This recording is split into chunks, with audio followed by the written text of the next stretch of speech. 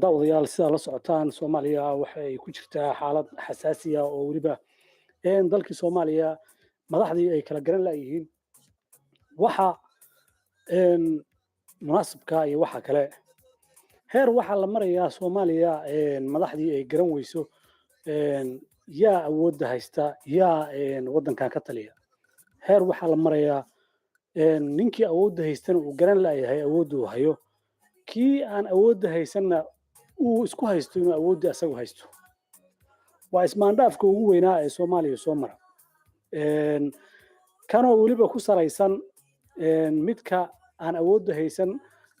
ka faa'iideysanaya inuu iska dhigaya nin awooddii haysta oo dalkan iskaga dhigaya nin ku xukuma si maaragtay dictatornimo inuu ku xukumo isku dayaya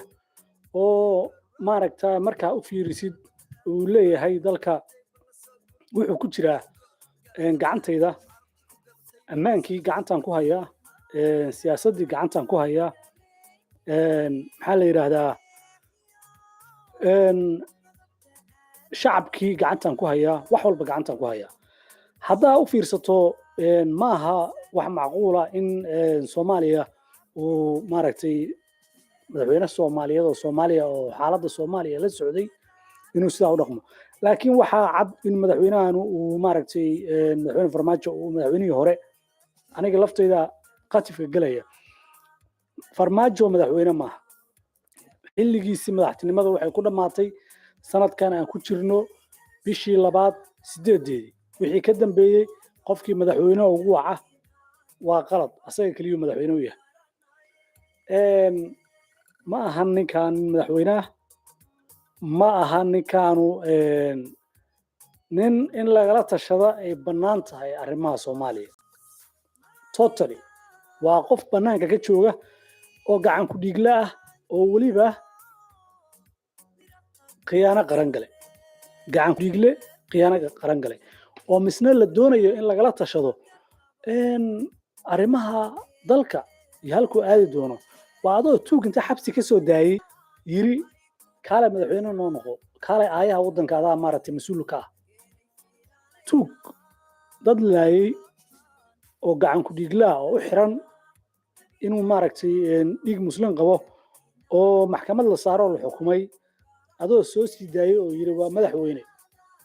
oo madaxtooyadii fariisay oo wuxuu diiday maaragtay iraada maxaan sugnaa madaxweynaha diiday waa tusaalaha saxda ah Farmaajo dad buu laayay maalin walba kuma soo celcelinayno waa gacan ku dhigla amarkiisa waxa lagu laayay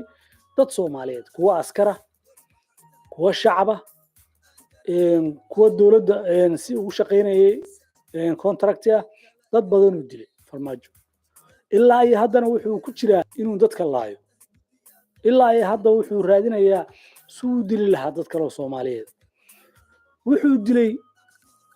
oo isku dayay inuu dilo madaxweynaashii hore oo guryahooda uu ku weeraray qof Soomaaliya ee maanta ka qarsan tahay inuu gacan ku dhigleeyahay ma jiro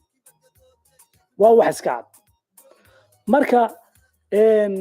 Farmaajo ninkii u yaqaana inuu maanta yahay madaxweynihiisii oo u yaqaana inuu yahay nin ay bannaan tahay in dalkan lagala tashado arrimihiisa waa qof maaragtay maskaxdiisa wax si ka yihiin qof u baahan inuu maaragtay dhakhtar aado haddaan ku soo laabto mawduuca ra'iisul wasaaruhu wuxuu haystaa iyo xukuumaddiisu waxay haystaan awood buuxda oo sharci ah sababta ay ku haystaanna waa wax simple oo caadi ah oo si easy ah loo sheegi karo tusaale u soo qaado dawladdii madaxweynihii hore markuu soo magacaabay ra'iisul wasaaraha ayaa waqtiga ka dhacay kadib oo dheedkiisa u dhamaaday laakiin wuxuu soo magacaabay ra'iisul wasaaraha oo ra'iisul wasaaraha la ansixiyay ayadoo aan la gaarin February 2 ama iraada bisha 28 ayaan la gaarin waa tahay ra'iisul wasaaraha iyo xukuumaddiisu waa sharci laakiin baarlamaankii wuu dhacay madaxweynihii wuu dhacay waxaa noo soo haray oo noo adeegi kara waa maamul goboleedyada iyo weliba xukuumadda iyo ra'iisul wasaaraha intaasaa gacanta ku haynaa baarlamaan ma hayno madaxweyne ma hayno laakiin ayadoo sidaa ay tahay in saraakiil ciidan ay hoos tagaan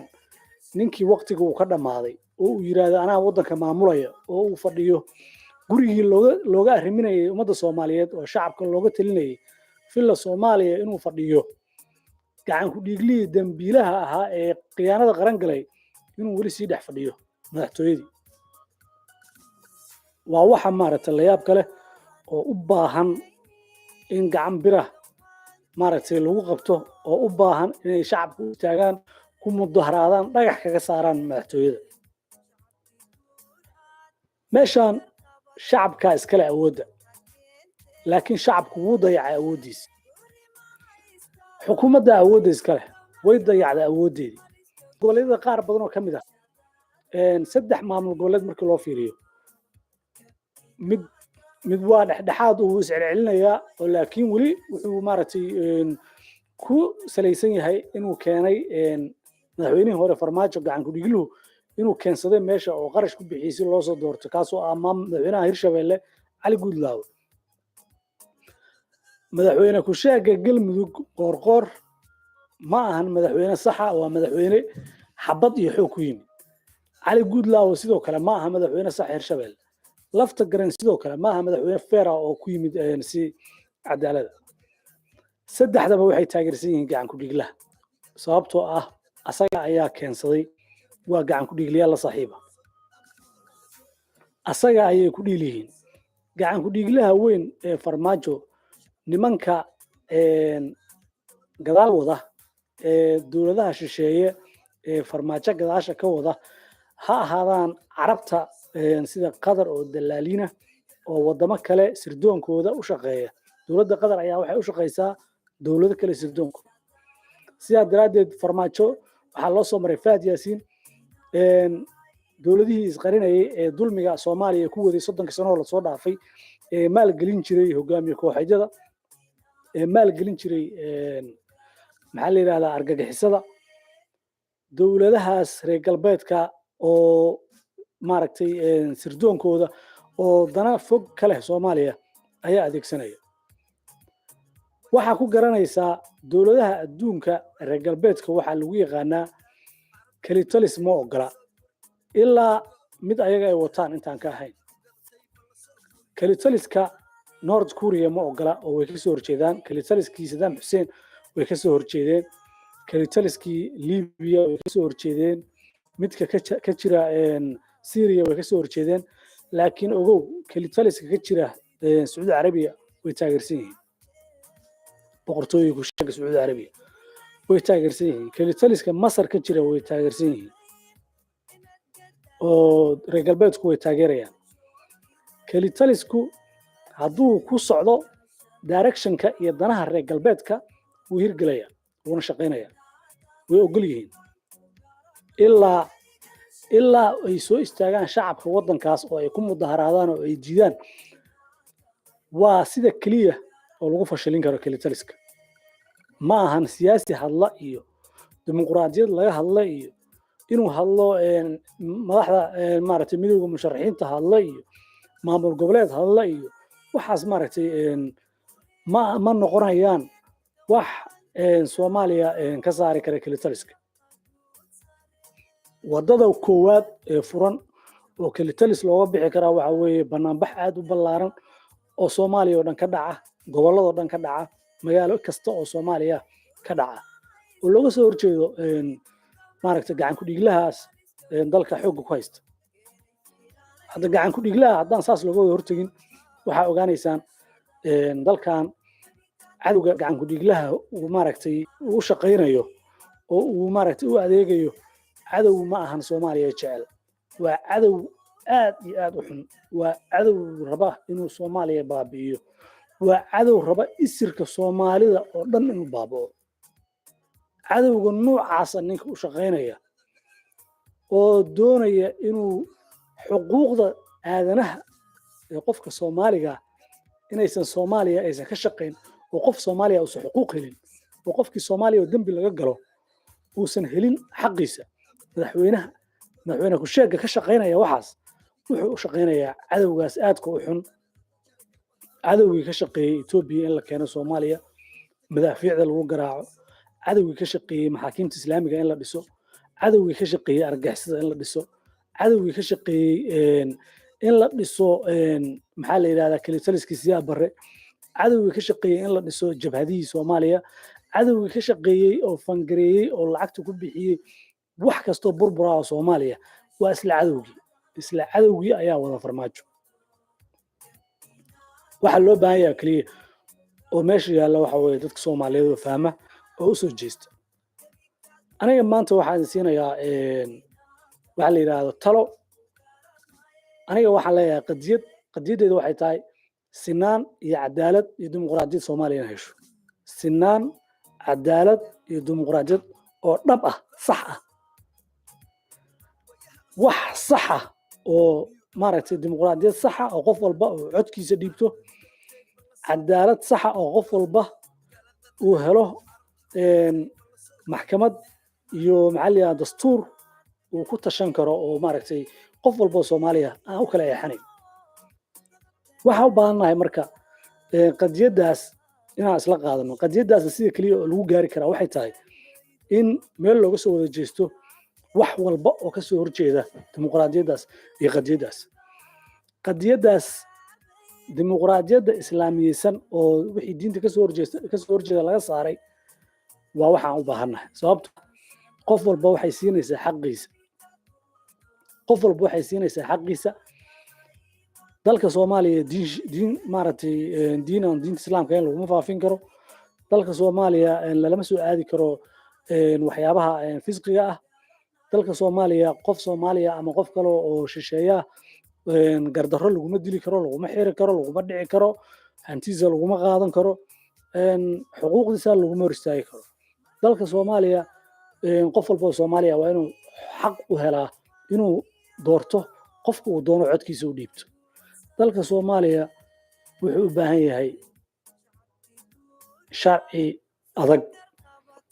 constitution adag oo Soomaaliya ka saara waxa lagu jiro taasna waxa lagu heli karaa shacabka oo isla fahma inay ayagu dalka wada leeyihiin siyaasiyiintan arkaysaan oo baabuurta bullet proofka min $100,000 ama $200,000 wata intaasoo milyan dollarna akoomada ku kala shubanaya ma ahan kuwa u shaqeynaya danaha shacabka aniga waxaan ka hadlayaa shacabku mas'uuliyadoodu waxay tahay inay ilaashadaan xuquuqdiina haddiina ilaashan oo ina u istaagin inaad difaacataan xaqiina maalin walba dushiina lagu qaybsado maalin walba ee waxa yarnaato nabadgelyadiina iyo horumarkiina iyo doorashadiina ee laba nin oo is haysata oo ninba group u wato qaarna ay wataan shisheeye wataan inaa u xayirnaataan oo aad daawataan oo TV-da ka daawataan idaacadaha ka dhageysataan oo maalin walbana xaqiina meesha lagu haysto oo ina ka hadlin oo ina u halgamin oo naftiina u horin waxa weeye adinka meesha isdhigay shacabka Soomaaliyeed waxa hor yaala meel kastuu joogo gobol kastuu joogo Soomaaliya kamid ah maamul goboleed kastuu joogo waa isku xaquuq kulligood waxay xaq u leeyihiin inay ku noolaadaan nabadgelyo shaqana helaan cadaaladna helaan intaas waxa lagu heli karaana waxay tahay ayadoo laga hortaga wax walba oo intaas ka hor imaanaya maanta waxa intaas ka hor imaanaya waxaan hortaagan madaxweyne dadkii laayay diidan ikraan taaliil inay xaqeeda hesho diidan inay doorasho dhacdo xalaal ah diidan ina maaragtay uu kursiga ka tago oo waqtigiisa dhamaysto soo taagan oo diidan in maaragtay dawladdii xukuumaddii ay shaqayso ay hortaagan waana daawanaysaan qaar idin ka midana wayba taageersan yihiin kuwana waxay ku taageersan yihiin si indhala'aana kuwana waxay ku taageersan yihiin qabyaalad kuwana waxay ku taageersan yihiin qaab siyaasadeed oo lacag la siiya waa tahay kulligiin laakiin inta taageersan kulligood waxay iibsadeen ama meel cidlaa kaga tageen xuquuqdoodii sababtoo ah farmaajo gacan ku dhigle farmaajo wuxuu haystaa xuquuqdii ummadda Soomaaliyeed wuxuu u taagan yahay inuu xuquuqda ummadda Soomaaliyeed uu duudsiyo ummadda Soomaaliyeed uu yiraahdo doorashada iyo wax walba saan aniga raba maahane si kale wax ma dhici karaan hadda waa shakhsi waqtigiisii la doortay uu dhamaaday oo aan haysan xasaanad oo aan haysan awood iyo sharciyadu ku joogo ayaa loo xayiraya ma kula tahay inay daawanayaan maamul goboleedyada Soomaaliya oo dhan ma kula tahay inay daawanayaan United Nationskii UN-kii oo fadhiya Israa'iil raali kaga yihiin oo ay waxba aysan oranayn oo aysan oranayn war meesha ka bax waqtiga ay ugu dhamaaday waxaas oo dhan waxa weeye raali ka yihiin ayakaa wata gaalada wadata sidaan dadka u baabiyana gaalada wadata mana ahan wax macquul ah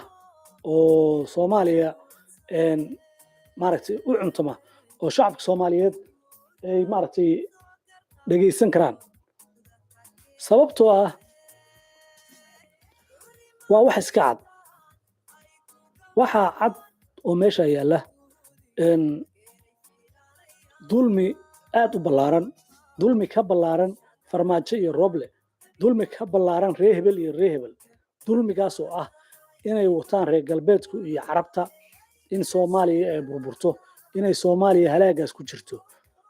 carabtu wax dan oo gaar ah naga ma leh laakiin waxa ku soo gambanaya oo dhabarka ka taagan sida Ethiopia dhabarka ay uga taagnaayeen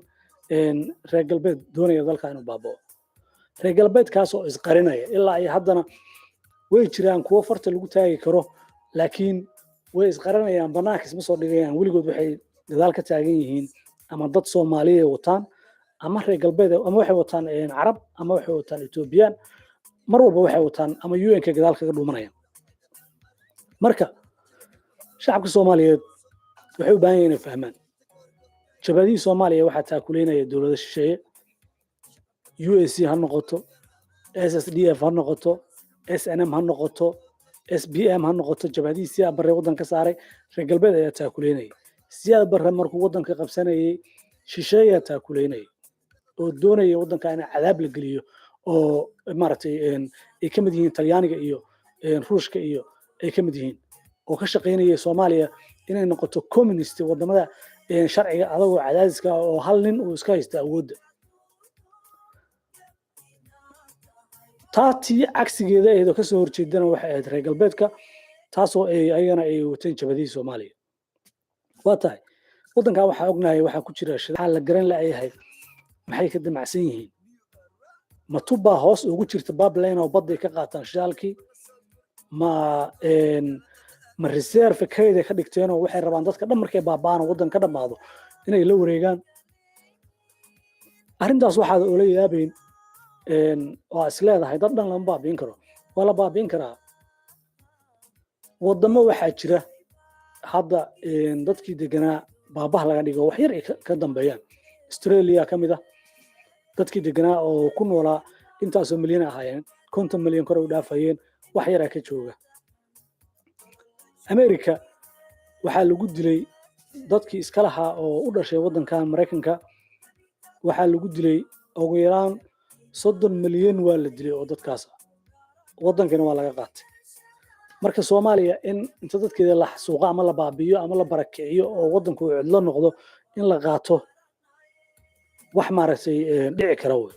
maaha wax oo hore aan u soo dhicin wax hore u soo dhaca way dalal kale ku dhaceen wadamo badan oo hadda waxa jira wadanka hadda South Africa hadana haysta South Africa kala ku dhici karta Australia kala ku dhici karta America kala ku dhici karta jasiirado fara badan oo yar kala ku dhici kara oo islandada hadda oo America haysto dhan iyo kuwa kale Africa u dhow marka dalkan dana laga leeyahay Soomaalina waxa weeye maskaxdeedii waxba si ka ma garanayo way garan la yihiin ninka istiraadi ninkaana maanta xaq ugu dhow oo u dagaalamaya asagiina maaragtay mar walba wuxuu ku dhacayaa qaladaad oo ah inuusan wadadii la rabay uusan qaadanayno oo jiljileec badan ka dareemis tusaale marka uu soo qaato ra'iisul wasaare Roble oo hadda is adkeeyay oo isku adkeeyay inuu xuquuqda dadka bini'aadanka u doodo doorashadana uu qabto ayaa wali waxa ka muuqda jiljileec dhanka ciidamada ah jiljilaha waxaa ka muuqda badan uu isleeyahay waddanka dagaal ka kicin roolkiisii shaqadiisii ahayd inuu ciidamada iyo amniga gacanta ku dhigo ayaa loo dabamaray oo fila Soomaaliya looga dhex shaqaysanaya haddii awooddii taas laga qabsaday awooddii shacabka intuu uga tegay awooddii maamul goboleedyada intuu uga tegay maamul goboleedyada shacabkooda inuu ku kiciyo kuwa ka soo horjeeda oo taageersan gacan ku dhigle farmaajo inuu shacabka ku kiciyo oo uu maaragtay shacabka Soomaaliyeed uu tusiyo xaqiiqada hadduu shacabku u danaynayo haddii kalena dee uu maaragtay waqtiga dadka ka lumino oo farmaajo kale uu yahay oo asagana uu u shaqeynayo cadawga Soomaaliya ayadana waa mid kale laakiin sida uu ugu dooday oo ugu dadaalay oo waqtigiisa u geliyay Ikraan Taaliil waxay cadeynaysaa inuu yahay qof aan maaragtay shaqo ku lahayn cadawga Soomaaliya wuxuu eegyahay oo uu yahay qof u taagan xuquuqda dadka Soomaaliyeed saadiradeed waxa maqan kumanaan dhalinyaro oo Soomaaliyeed oo loo qaaday Eritrea oo lagu jirdilay oo qaar la laayay oo qaar dagaalka Itoobiya ka qayb galeen ilaa hadda ra'iisul wasaaraha soo raadinaya maana arag asagoo maaragtay shaqo xoog la ka qabanaya maana arag ma moodidba inay asaga dad ka maqan yihiin dadku waa dad Soomaaliyeed dadka Soomaaliyeed oo dhan waa dad walaalo ah isku mid ah inkastoo qabyaalad ay kala geysay haddana waa stiil ayaga ishuran oo sababtoo ah maaha kala leh luqado kale iyo maaragtay kala leh inkastoo asalkoodu uu meelo kale yahay haddana waa dad loo baahan yahay inay isgarabsaan danta isku keenaysa qadiyadu marka waxay tahay qadiyada u baahan in la difaaco oo loo dagaalamo adoo aan waxba ku wareerin qadiyada qofka shacabka oo Soomaaliga uu istaagsan yahay oo rabo inuu u dagaalamo waxay tahay xuquuqda qofka Soomaaliga markii qof Soomaaliya ama gobol dad Soomaaliya ama hal qof aan noqdaan ama 10 noqoto ama milyan noqoto Soomaaliya xuquuqdooda meel lagu dhaco in loo istaago xuquuqda asaasiga iyo xuquuqda dastuuriga haddii meel looga dhaco xuquuqda dastuuriga waa midda koowaad oo ah qof walba siinaysa xaqiisa dawladdiina xaqeedii iyo maaragtay waxay leedahay kala cadeynaysa haddaa marka dastuurka la difaacin oo dastuurka aan la akhrisan oo dastuurka aan la raacin waxaa imaanaysa in sidii la doono laga yeelo dadka Soomaaliyeed waxaa la rabay inay barashar saaraan dawladda markii horeba intuusan markuu sameynayay dhibaatooyinka fara badan markuu qalbi dhagax dhiibay markuu weerarayay siyaasiyiinta markuu weerarayay madaxweynayaasha markuu weerarayay maamul goboleedyada oo dadka ku leynayay baydhabo ha noqoto dhuusmareeb ha noqoto waxaasoo fala markuu suubinayay shacabka Soomaaliyeed waxaa moodaa waddan kale inay ka dhacayso waddankooda iska dhaceen waxaasoo dhan marka waxaa loo baahan yahay shacab inaan leenahay in kale bal in la arko wabilaahi tawfiiq barnaamijka intaasaan kusoo koobaya barnaamijyo kaleeto insha allah arki doontaan waana barnaamij aan u talagalay qadiyadda saxda waxay tahay barnaamij wuxuu noqon doonaa taxanaa oo aan u talagalay in mar walba aan usoo gudbino si dadka Soomaaliyeed shacabka ay u ogaadaan waxa ay u nool yihiin iyo qadiyadda ay rabaan inay difaacdaan si noloshooda u horumarto iyo nabadgelyo iyo barwaaqana u helaan aad iyo aad ay u mahadsantihiin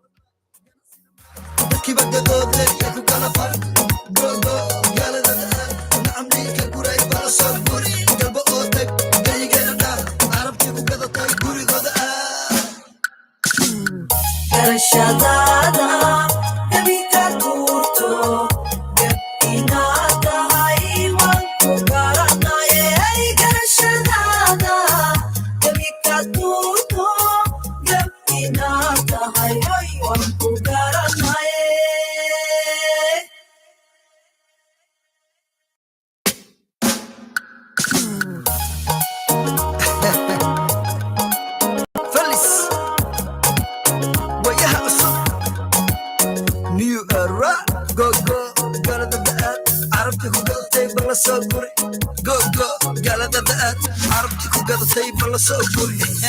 adigaan galeynin gar eexiyo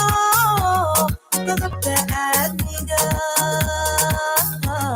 dushaka shaybaad giigsan weydo geesu dhaafte kullahemba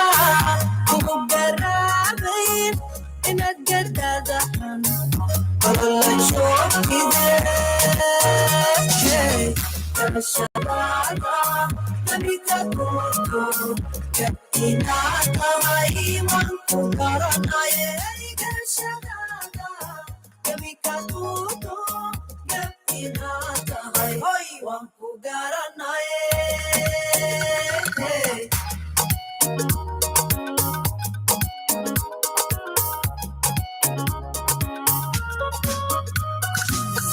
madigan gureynin gawaankiyo miraqa guud sare shacabkii guuraad soo garqabatood gudaha keente guri ma haystaan ay ku gamayaan haliska guudiyo geeray fiilanayaan garashadaada kabika tuurto gabdinaa